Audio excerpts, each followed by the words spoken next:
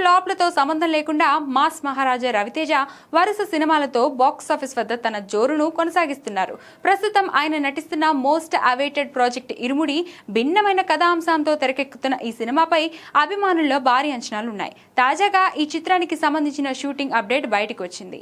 ఈ cinema shooting శరవేగంగా జరుగుతుండగా ఇంకా ఒక నెల రోజులు షూటింగ్ మాత్రమే మిగిలి ఉందట.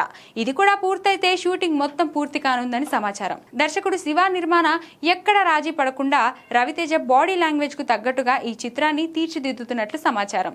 ఇక షూటింగ్ ముగింపు దశకు చేరుకోవడంతో చిత్ర యూనిట్ ప్రమోషన్స్ స్టార్ట్ చేయాలని భావిస్తుంది. అందులో భాగంగానే త్వరలోనే ఈ సినిమా నుంచి ఒక సాలిడ్ గ్లిమ్స్ రిలీజ్ చేయడానికి మేకర్స్ సిద్ధమవుతున్నారు.